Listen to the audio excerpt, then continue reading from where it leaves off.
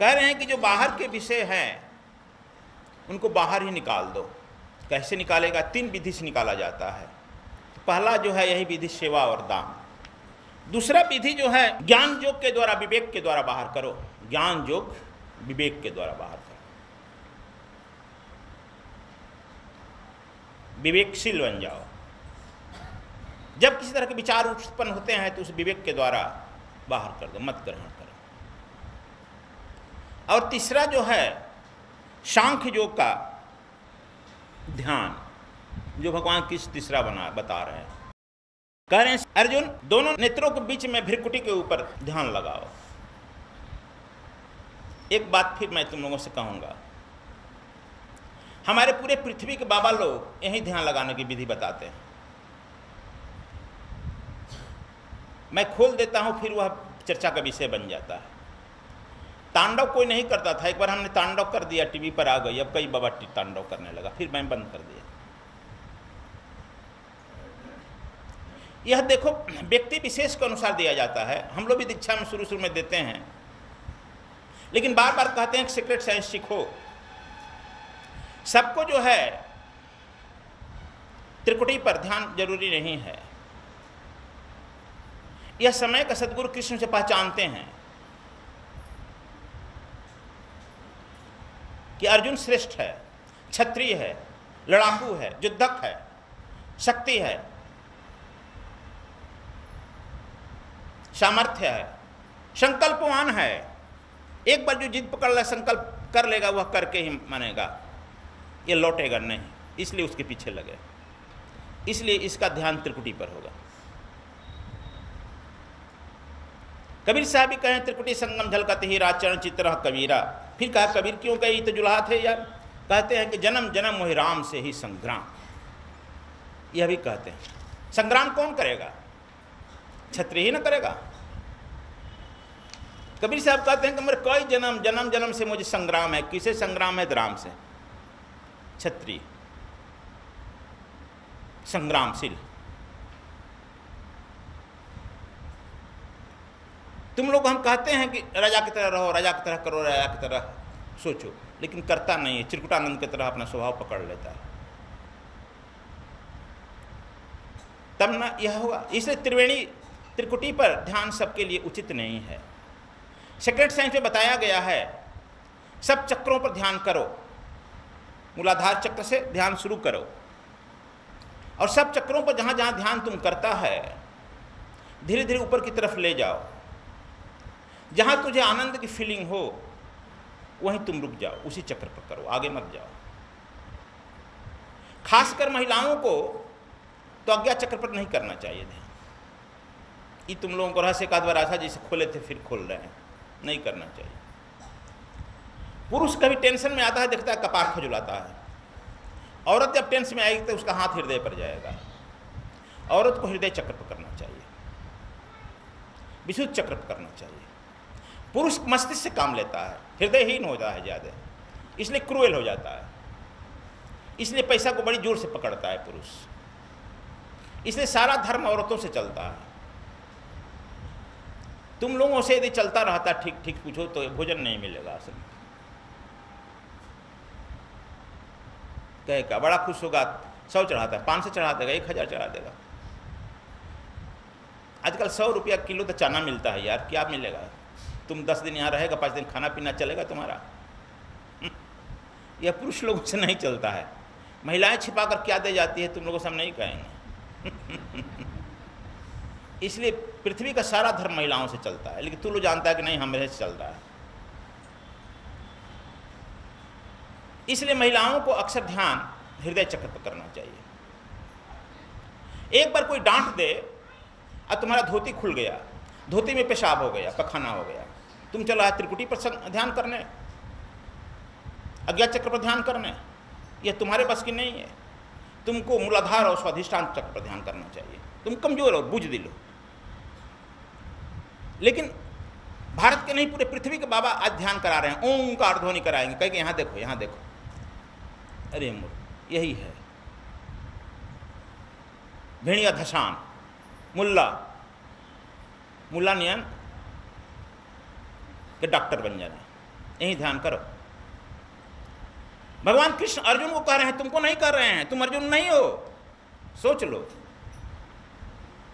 आश्रम में झगड़ा हो जाए, तुम लोग कहाँ दिखाई पड़ेगा पता नहीं, घर कहाँ दिखाई पड़ेगा। आश्रम में झगड़ा हो जाए दिखाई पड़ेगा यहाँ? अपने अपने घर। गुरु जी हम लोग यहाँ कहता है, अक्सर लोग कहते हैं गुरु जी हम शांति के लिए ना आए हैं, यहाँ बात विवाद के लिए झगड़ा के लिए थोड़े आए। अर्जुन भी यही कह रहा था कि हम शांति चाहते हैं, जंगल में चले जाएं। यह तुम्हारा शांति बिना संघर्ष का नहीं आता है बच्चा, बिना संघर्ष का शांति नहीं आता है। और बुजदिल को शांति कभी आता ही नहीं है। कायर को, बुजदिल को, नपुंसक को कभी शांति नहीं आता है। हरदम वे अशांत रहते हैं, हरदम वे जो हैं तिगड़मी व्यवस्था में अशांत रहते हैं।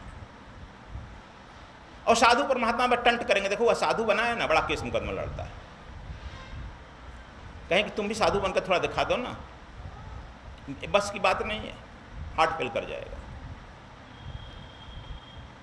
अर्जुन भी तुम्हारे ही तरह शांति खोज रहा है कि हम भी जंगल में भाग जाएं, लेकिन कृष्ण उसको युद्ध भूमि में समझा रहे हैं, जहां इस पृथ्वी के सारे क्षत्रिय इकट्ठे हो गए हैं और सब लोग खड़े हो गए हैं। बिगुल बच गया है, भीष्म पितामह बिगुल फूंक दिया है, युद्ध का निमंत्रण दे दिया है, और भगवान कृष्ण इधर प्रत्युत्तर देख करके उसे स्वीकार कर लिए हैं, मैं युद्ध के लिए तैयार हूं। और ऐसी स्थिति में गीता का जन्म हो रहा है। ऐसी स्थिति में गीता का जन्म। आज तुम लोग गीता को लेकर जंगल में भाग जाओगे, पाठ करोगे और शांति खोजोगे, बुजदिलों के लिए नहीं है गीता। अब सुन रहे हैं कि विदेशों में गीता मिलिट्री में पढ़ाई जाने की बात चल रही है, रूस में, चीन ऐसे कंट्री में मिलिट्री के सैनिकों को गीता पढ़ाई जाने की बात चल रही है। सचमुच में यह वीर बहादुरों के लिए ही यह उपाय है। भगवान कृष्ण यहां विधि बता रहे हैं। दोनों आंखों के बीच में, भ्रिकुटी में अपने आंख से देखो।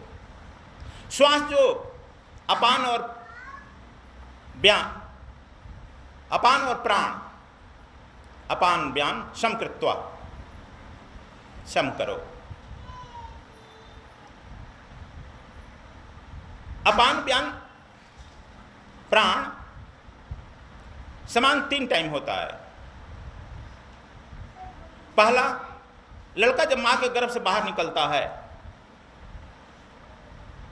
और जब बाहर निकलता है तो उस समय अंदर मां के गर्भ में उसका प्राण नहीं चलता है, उसका हार्ट नहीं चलता है, उसका लंग्स नहीं चलता है। जो मां के गर्भ से नाभि से जुड़ा रहता है उसे वो भोजन लेता है। लेकिन जब बाहर निकलता है, डॉक्टर उसे काटते हैं नाभि को, तो 10 मिनट के अंदर यदि लड़का रो दिया तो डॉक्टर खुश हो जाते हैं, और जिसका लड़का होता है उसका परिवार भी खुश हो जाता है कि लड़का बच गया, प्राण आ गया। यदि 10 मिनट से 11 मिनट हो जाए और उस लड़का रोए नहीं, समझो कि लड़का एक्सपायर्ड है, डेड है, समाप्त हो गया। इसलिए डॉक्टर घड़ी लेकर खड़े रहते हैं। अक्सर 5 मिनट में लड़का रो देता है। क्यों रोता है?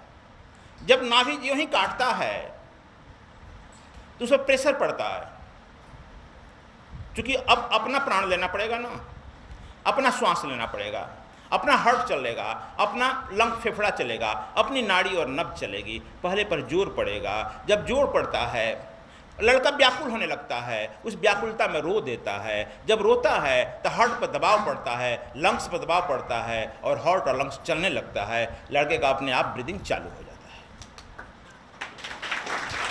10 मिनट, तब डॉक्टर निश्चिंत होकर चला जाता है, लड़का चल गया।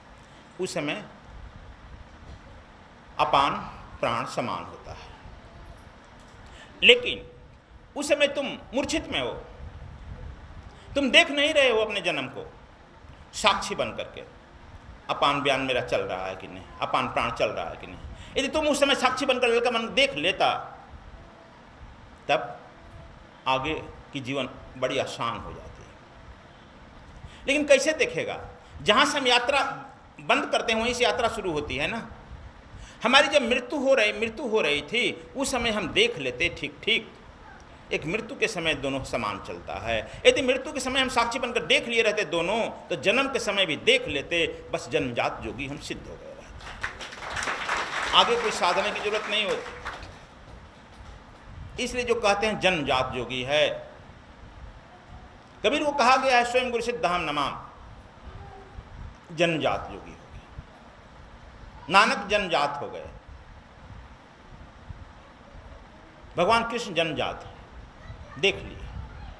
दो समय चलता है क्षमा, तीसरा समय में तब चलता है मैं जब दीक्षा देता हूं।